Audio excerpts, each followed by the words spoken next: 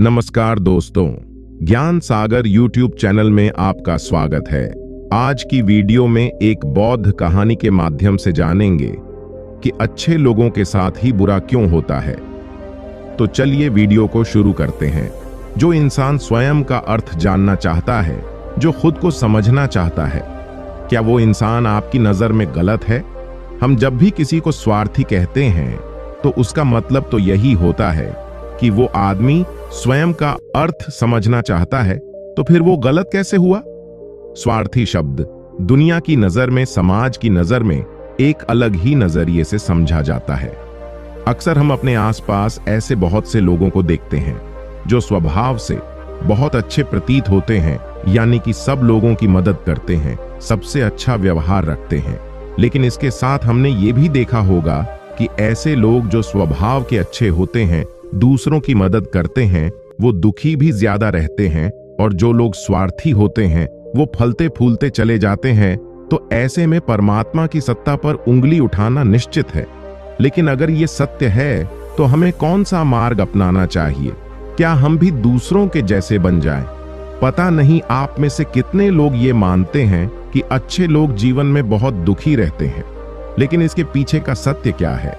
अगर हम इसके पीछे का सत्य नहीं जानेंगे, नहीं पहचानेंगे, तो कहीं ना कहीं हमारा अवचेतन मन भी बुराई की तरफ झुक जाएगा। इसीलिए अपने मन में ऐसे विचार पनपने से पहले इस बात की पूरी सच्चाई, पूरा निष्कर्ष निकाल लें, ताकि भविष्य में आपको अपने अच्छे होने पे पश्चाताप ना हो, दुख ना हो। आज की जो बौद्ध कहानी में आपको सुनाने वाला हूं, उसमें आपको 5 ऐसे तरीके पता चलेंगे जिसके माध्यम से अगर आप कर्म करते हैं तो आप अच्छे कर्म भी कर पाएंगे और दुखी भी नहीं होंगे। एक गांव में आनंद नाम का एक युवक रहता था। उसका भरा पूरा परिवार था। उसके 2 बच्चे थे, उसकी पत्नी थी, लेकिन उसके माता पिता इस दुनिया से चल बसे थे। इसीलिए पूरे परिवार की जिम्मेदारी उसी के कंधों पर थी। बच्चे अपनी पढ़ाई करते थे और उसकी पत्नी अपने घर गृहस्थी के कामों के साथ गाय, भैंस, बकरी इत्यादि का दूध बेचकर अपना घर चलती थी, और आनंद पहाड़ में पत्थर तोड़ने का काम करता था। बहुत ही मेहनत भरा काम था। पूरे दिन काम करता तो रात को थक कर घर पर वापस लौटता। लेकिन इतनी मेहनत करने के बाद भी अगर आनंद को गांव का कोई भी आदमी मदद के लिए बुलाता तो आनंद कभी भी मना नहीं करता था। उसके जीवन का एक ही सिद्धांत था, अगर मैं दूसरों की मदद करूंगा तो परमात्मा मेरा साथ देंगे, परमात्मा मेरे साथ कुछ बुरा नहीं होने देंगे। आनंद अपने इस सिद्धांत का पालन बहुत ही कड़ाई के साथ करता था। वह इस सिद्धांत पर इतना विश्वास करता था कि अगर कोई बाहर का आदमी उससे मदद मांग ले तो वो अपने घर का काम भी अधूरा छोड़कर उस आदमी की मदद करने के लिए पहुंच जाता था, जिसकी वजह से उसकी पत्नी बहुत परेशान रहती थी। वो अक्सर आनंद को समझाने की कोशिश करती थी कि सबसे पहले अपना काम करो, अपने परिवार को देखो, 2-2 बच्चे हैं हमारे, और फिर भी तुम दूसरों के काम करने में लगे रहते हो। अरे अपने घर को तो संभालो। अपना घर संभाल नहीं रहा, दूसरों की मदद करने चले हैं। और जब ऐसी ऐसी बातें आनंद के कानों में पड़ती तो उसके हृदय में कांटा चुभने लगता था और उन दोनों में लड़ाई झगड़ा शुरू हो जाता था। अक्सर उनके लड़ाई झगड़े का यही सबसे बड़ा कारण होता था, लेकिन ना तो आनंद अपने आप को बदल पाया और ना ही उसकी पत्नी ने उसको समझाना कभी बंद किया। इसी वजह से आए दिन उनके घर में क्लेश होता रहता था। जहां तक उस गांव वालों की बात थी तो वो आनंद के स्वभाव को जानते थे, और वो जानबूझकर जो काम आसान भी होता था, जो उनके सामर्थ्य में भी होता था, उस काम के लिए भी वो आनंद को बुलाते थे ताकि उन्हें कम मेहनत करनी पड़े। कहने का अर्थ ये है कि गांव वाले आनंद की इस शिष्टाचार का फायदा उठाते थे, लाभ उठाते थे, और सब पीछे से उसका मजाक उड़ाते थे, उसे बेवकूफ कहते थे। ऐसे ही समय भी तरह, और एक दिन आनंद की पत्नी बहुत ज्यादा बीमार पड़ गई।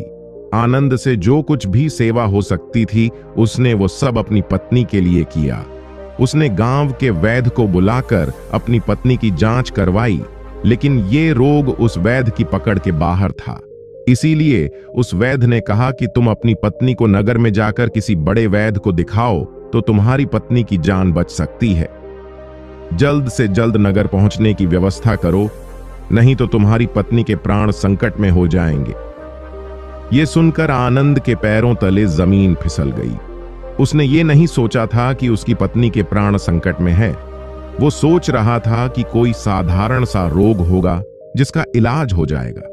लेकिन जब उसने वैद्य की यही बात सुनी तो वो घबरा गया। अब पत्नी को नगर तक कैसे लेकर जाएं? क्योंकि उसके पास इतना धन नहीं था कि वो अपनी पत्नी के लिए एक घोड़ा गाड़ी करके उसमें अपनी पत्नी को लिटाकर नगर में ले जा सके। उसकी पत्नी की हालत बिल्कुल चलने की भी नहीं थी, इसलिए उसे नगर पहुंचाने के लिए किसी घोड़ा गाड़ी की जरूरत थी। संयोग से उसके पड़ोसी धनमू के पास एक घोड़ा गाड़ी थी। वो अक्सर व्यापार के लिए अपनी घोड़ा गाड़ी नगर में लेकर जाया करता था। इसीलिए आनंद के मन में विचार आया कि मैं धनमू की घोड़ा गाड़ी ले सकता हूं।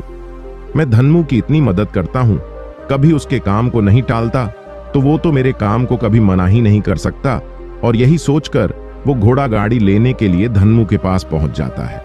लेकिन धनमू बहुत ही चालाक इंसान था। वो बिना किराए के अपनी घोड़ा गाड़ी अपने सगे संबंधियों के लिए भी नहीं ले जाता था, तो आनंद की तो दूर की बात रही। जब आनंद ने उससे घोड़ा गाड़ी के बारे में पूछा तो उसने ये कहकर उसका ये काम टाल दिया कि मेरे घोड़े बहुत ज्यादा बीमार हैं, वो शायद बच भी मुश्किल से पाएंगे। 5 दिनों से वो कुछ नहीं खा रहे, तो ऐसे में बेचारा घोड़ा गाड़ी लेकर कहाँ नगर तक पहुंच पाएगा। हाँ, अगर तुम कुछ धन की व्यवस्था कर सकते हो तो मैं अपने एक मित्र की घोड़ा गाड़ी तुम्हारे लिए मंगवा सकता हूं। यह सुनकर आनंद परेशान और चिंतित हो गया, क्योंकि उसके पास धन तो था ही नहीं। इसका मतलब उसकी पत्नी बड़े नगर में वैद्य के पास इलाज के लिए पहुंच ही नहीं पाएगी। उलझन भरे हुए विचार लिए हुए जब आनंद वापस आ रहा था तो उसने एक दिल दहलाने देने वाला दृश्य देखा।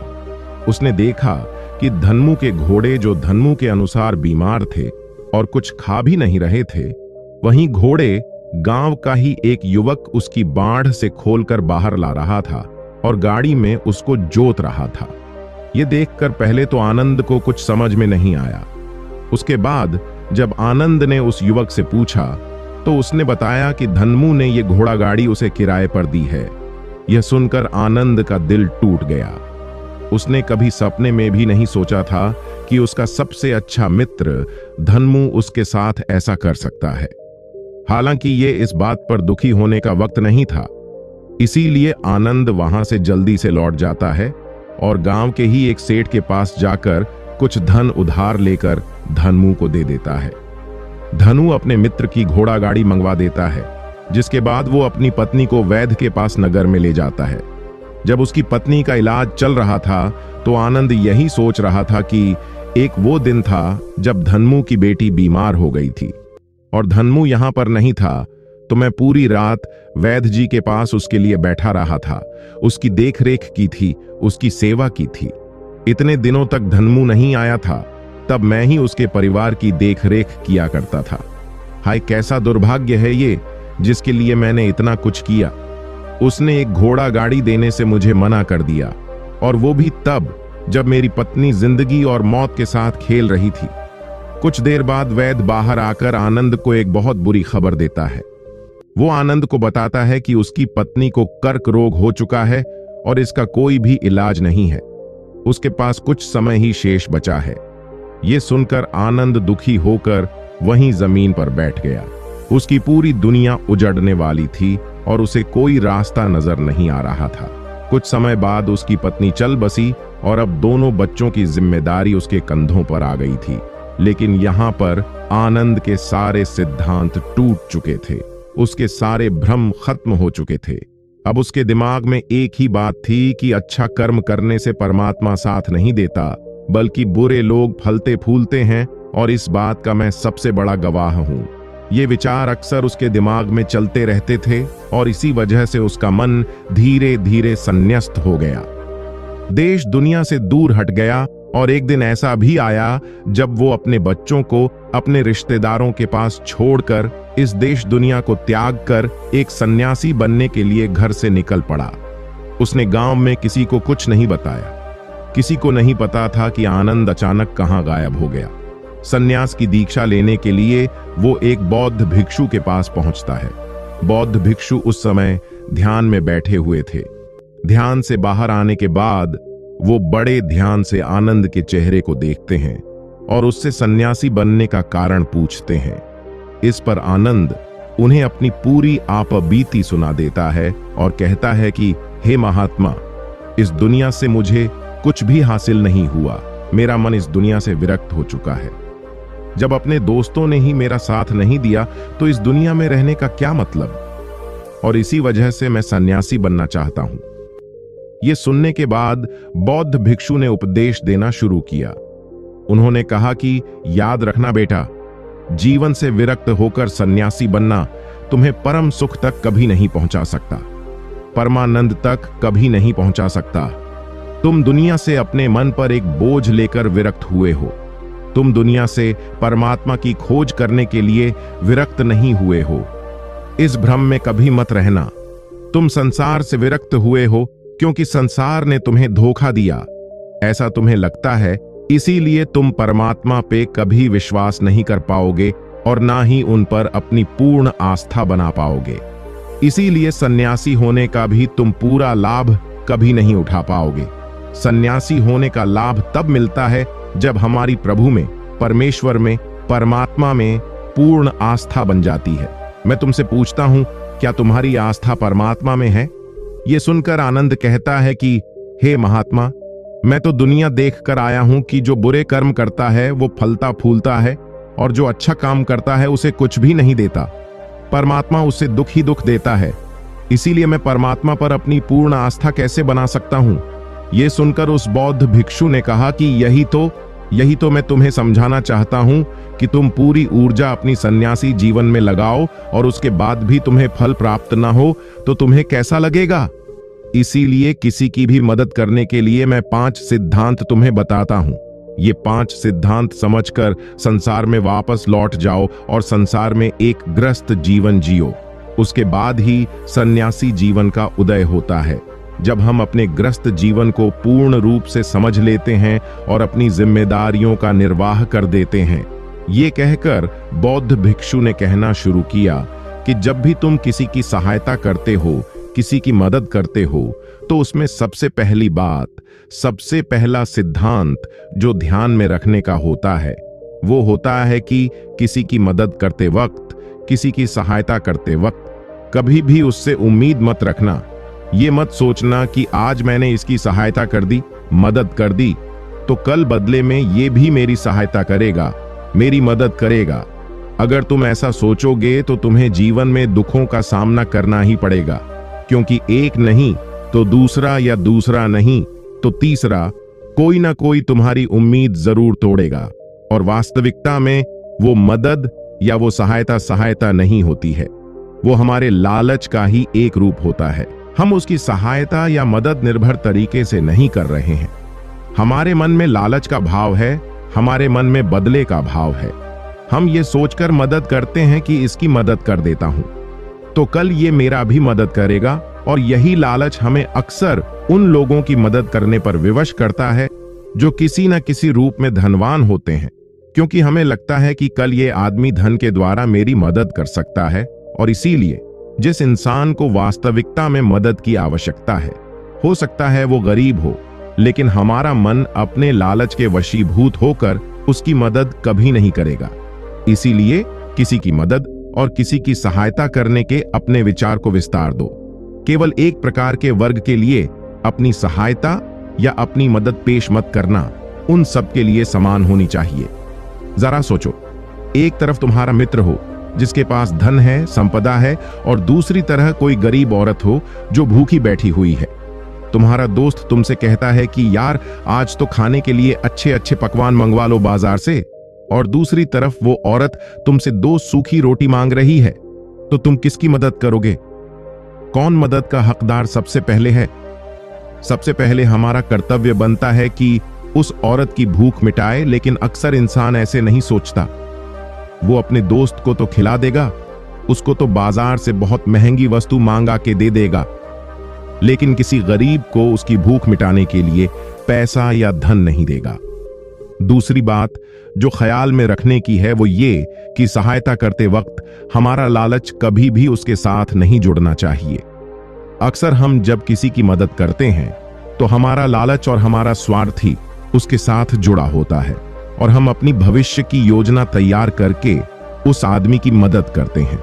हम ये सोचते हैं कि अगर मैं इसका ये काम करूंगा तो भविष्य में ये आदमी मेरा वो काम पूरा कर देगा, और वो सहायता, वो मदद बिल्कुल भी परमात्मा के द्वार को नहीं खटखटाती, क्योंकि वो लालच है।